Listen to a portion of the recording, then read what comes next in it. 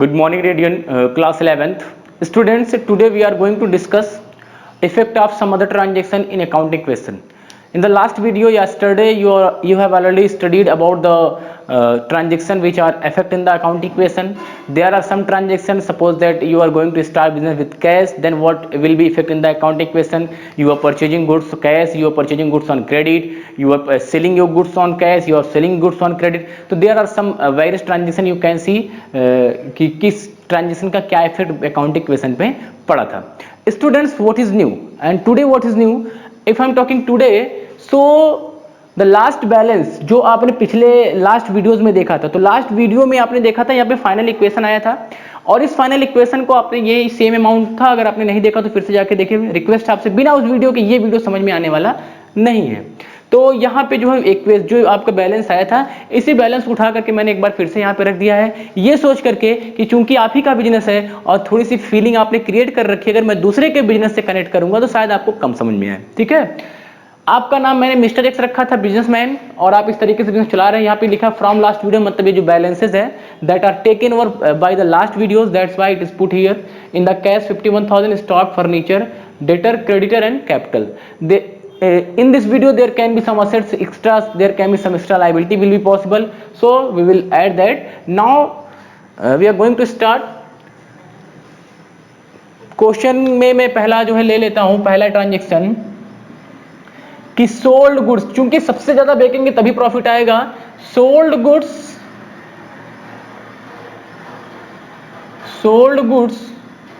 For 10,000 at profit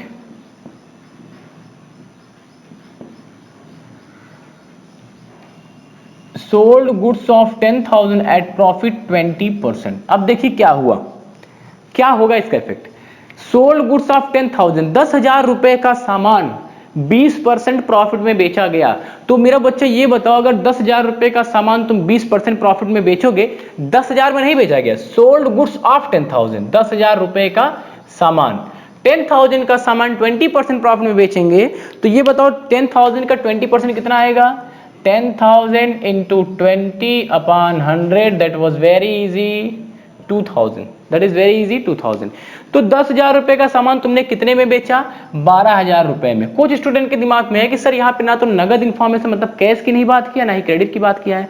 तो if your question is silent about the information for the cash और credit, then you will treated that transaction is cash transaction. अगर question में information नहीं है कि आपने नगद में बेचा या नगद में खरीदा है, तो वो नगद ही माना जाएगा. उधार के लिए उसको क्रेडिट वर्ड यूज करना पड़ेगा. तो सोल्ड गुड्स रुपए 10,000, प्रॉफिट 20%. तो 12,000 रुपए में सामान आपने बेचा, तो हम कैश में 12,000 ऐड कर देते हैं. स्टॉक में से आपका 10,000 माइनस हो जाएगा, चूंकि सामान तो 10,000 का ही था. चूंकि प्रॉफिट हो रहा है 2,000 रुपए, तो किसी के दिमाग में बहुत अच्छे से आ गया होगा सर प्रॉफिट का ट्रीटमेंट कहां से होता है? कैपिटल से होता है. आपने ऐड कर दिया, यहां पे कोई इफेक्ट नहीं, यहां पे कोई इफेक्ट नहीं, यहां पे कोई इफेक्ट नहीं. और अब शायद आपके दिमाग में आ गया मैं आगे क्या लिखने वाला हूं. सर आप तो लिखने वाले हैं न्यू इक्वेशन. क्या लिखूंगा? New equation. New equation. चलिए, सिर्फ ऐड और लेस करना होता, कोई ज्यादा बड़ी बात नहीं रहती न्यू इक्वेशन बनाने में. 51,000 से 12,000 में सामान सेल किया, तो now cash 63,000. Your 10,000 stock is decreases, so 68,500.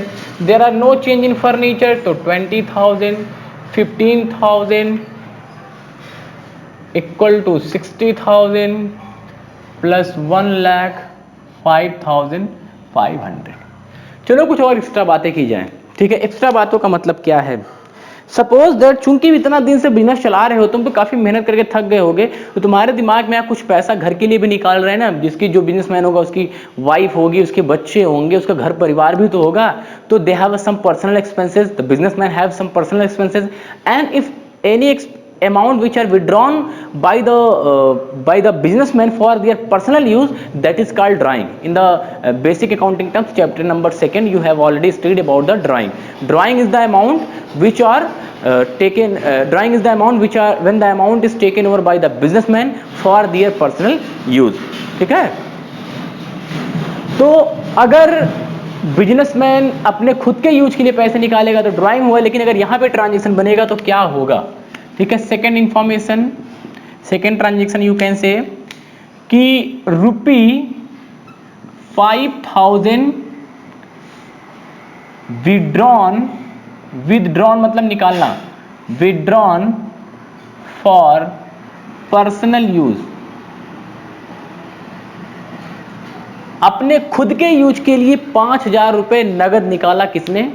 Businessman ने। चूंकि कैश को तो कुछ पता नहीं है कि तुम अपने लिए निकाल रहे हो किसके लिए निकाल रहे हो, 5000 जाएगा तो 5000 तो माइनस होना ही होना है। एक काम तो आपने बहुत आसानी से कर दिया कि 5000 आपने माइनस कर दिया, प्लस क्या ये स्टॉक था? कोई इफेक्ट नहीं। क्या ये फर्नीचर है? कोई इफेक्ट नहीं। क्या ये डेटा है? कोई इफेक्ट नहीं। क्या उधार में परचेज किया? कोई इफेक्ट नहीं। चूंकि अगर आपने पैसा दिया तो मैं आपके कैपिटल में ऐड कर दूंगा, चूंकि आपने पैसा निकाला है तो मैं आपके कैपिटल से क्या कर दूंगा? माइनस कर दूंगा। मतलब आपने क्या सीखा कि if the amount is withdrawn by the proprietor for their personal use, amount will be subtracted by the cash and as well as by the capital. So now new equation,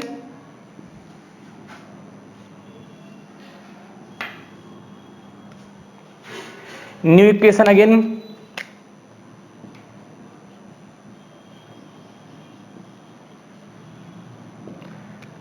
आप बताओ क्या होगा बेटा?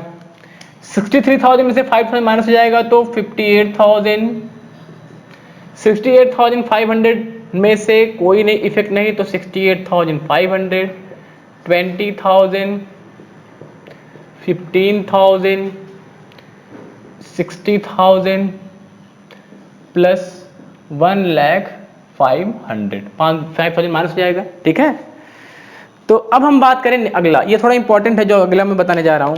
फिर से परचेजिंग एंड अगेन परचेजिंग, क्योंकि purchase और chase करते रहेंगे तभी ना बेचते वोचते रहेंगे, तभी ना प्रॉफिट वो फिट कपाते उमाते रहेंगे। ठीक है, तो चलिए परचेज करते हैं। Purchase goods ₹1,00,000। अब की बार 1,00,000 रुपए का सामान एक साथ उठाया है, ठीक, and paid 40% amount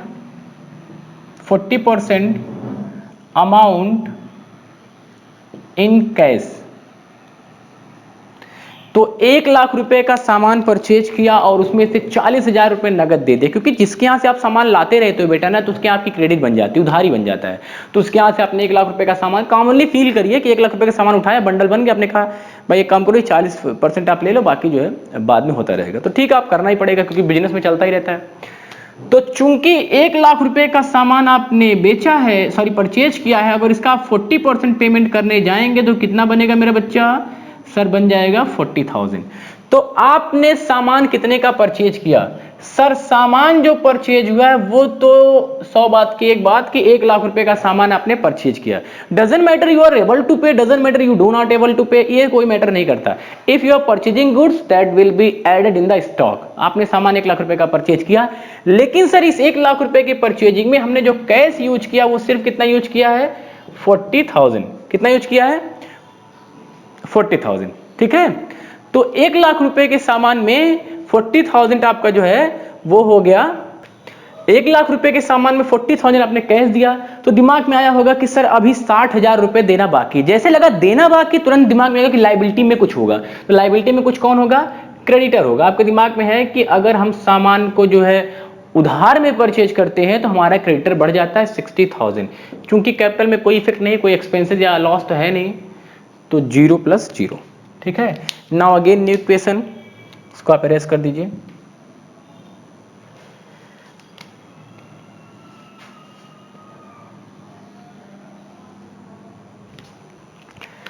new equation,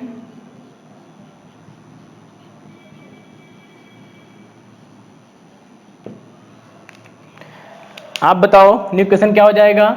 sir 40, अभी तो कैश हमारे पास काफी कम बचा हुआ है, 18,000 रुपए ही बचा है। सामान अवेलेबल हो चुका है तो कोई दिक्कत की बात नहीं है, सामान तो बिकेगा ही बिकेगा। फर्नीचर आपका 20,000 ही है, प्लस 15,000 डेटर में कोई चेंजिंग नहीं हुई। इक्वल टू 60,000 प्लस 60,000 अभी आपका 1,20,000 हो चुका है। इसके बाद यहाँ पे 1,05,000 रुपये आप रख देंगे क्योंकि कोई चेंजिंग हुई नहीं, ठीक है। देखिए फोर्थ, अगला है amount received from debtor. Amount received from debtor 14,500 in full settlement of his account. अब बताओ आप क्या हो सकता है ये। अमाउंट रिसीव्ड फ्रॉम डेटर, किससे आपको सामान पैसा मिला बेटा? सर डेटर से मिलेगा। डेटर को कोई पागल कुत्ता तो काटा नहीं कि वो आपके पास आ जाए कहेगा ले लो पैसे ले लो। तो डेटर आपको तभी पैसे देगा जब आपने इसको उधार में सेल किया हो। तो आपको याद होगा हमने पिछले वीडियोस में उधार में सेल किया था कितने का? 15,000 रुपए का। तो जो 15,000 रुपए का उधार में आपने उधारी में सेल किया था, नाउ डेटर आपके सामने आया, बोला पैसे ले लो भैया, तो आपने 15,000 रुपए उससे वापस कर दे। चूंकि लिखा यहाँ पे कुछ अलग है तो उसको ध्यान से देखिए।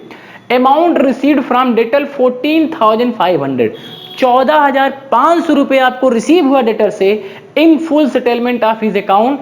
उसका पूरा अकाउंट जिसमें चुकता हो गया, चुकता का मतलब फाइनल हो गया। अब वो 15,000 में सिर्फ कितना देगा आपको? 14,500 रुपए। शायद आपको समझ में नहीं आया होगा तो आपने डिस्काउंट जैसा कुछ वर्ड सुना होगा कि जब डेटर ने 15,000 रुपए ला के दिया तो हो सकता है कि आपने पर्चे पे लिखा था कि 7 दिन के अंदर पेमेंट करोगे तो मैं आपको इतना पैसा छोड़ दूंगा। तो ठीक है, 7 दिन के अंदर वो पेमेंट लेकर के आया तो 14,500 रुपए में 15,000 का हिसाब किताब हो गया। तो थोड़ा ध्यान से देखो, ये अलग हो जाएगा नहीं तो। 15,000 का पूरा पेमेंट आप रिसीव कर रहे हो कि नहीं रिसीव कर रहे हो? चले ठीक, डेटर के दिमाग में कि मैंने पूरा 15,000 पेमेंट कर दिया, लेकिन इस 15,000 रुपए में तुमको नगद में कितना मिला? सिर्फ सर मिला मुझे 14,500 रुपए। क्या 500 रुपए अब रिकवर होगा? नहीं रिकवर होगा क्योंकि पूरा हिसाब किताब चुकता हो चुका है। तो यहां तो इसका कोई फर्क नहीं पड़ेगा क्योंकि तुम्हारा 500 रुपए लॉस हो रहा है। तो लॉस तुम्हारा कहां से माइनस हो जाएगा? सीधे सीधे किस अकाउंट से? कैपिटल अकाउंट से, क्योंकि लॉस एक्सपेंसेस इनकम का ट्रीटमेंट हमेशा यहीं से होता है। ठीक है, तो चलिए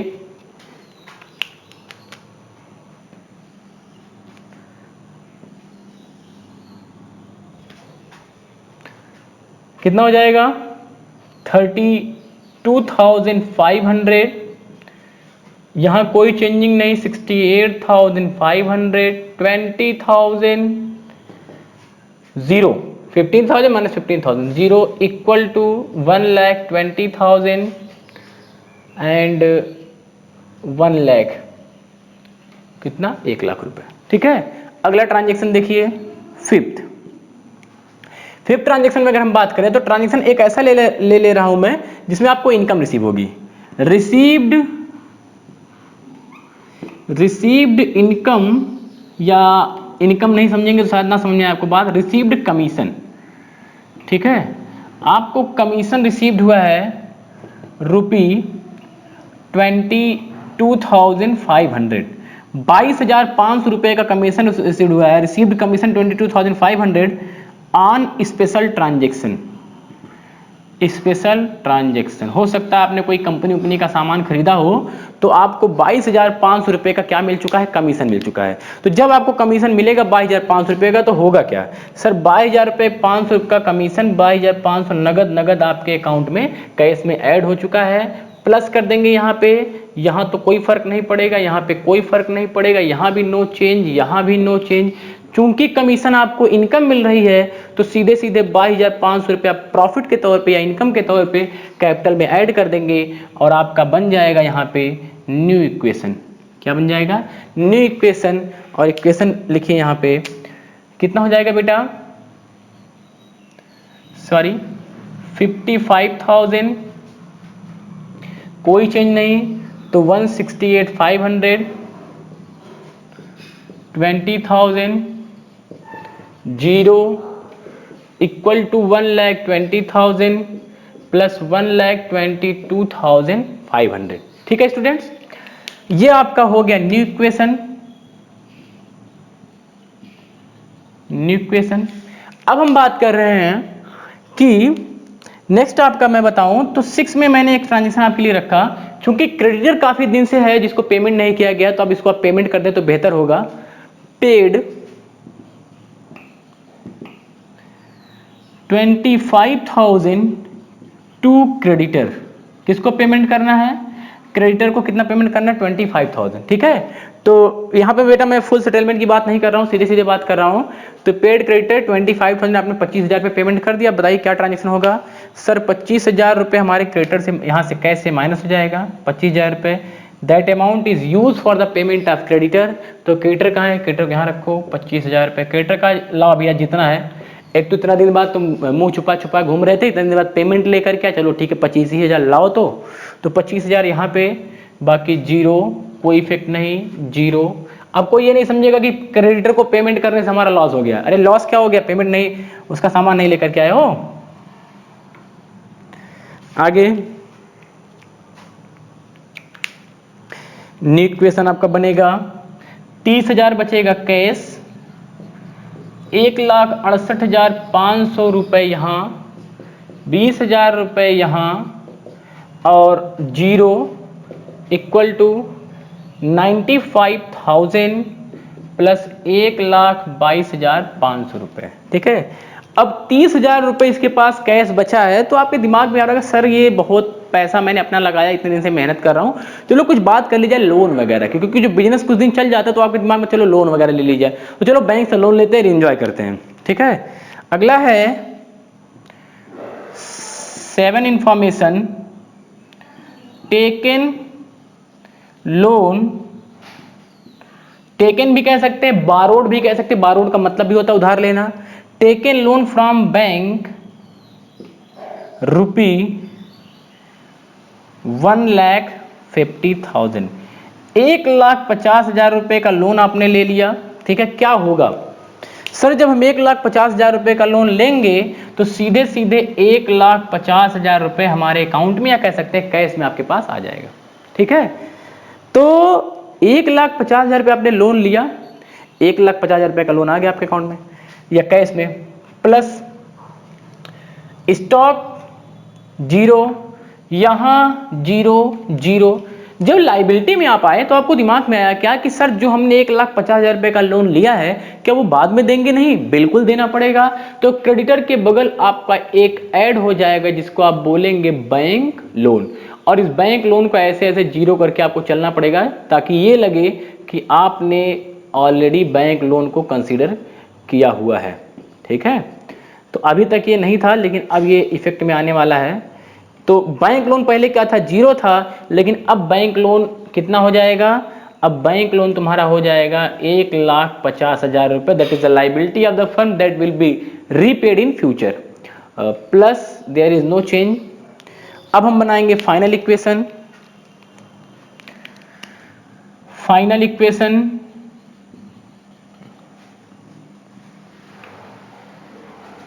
फाइनल इक्वेशन चलो बताओ। अभी तो कैश बढ़ चुका है 1,80,000 रुपये, 1,68,500 रुपये, 20,000 जीरो इक्वल टू 95,000, 1,50,000 प्लस 1,22,500।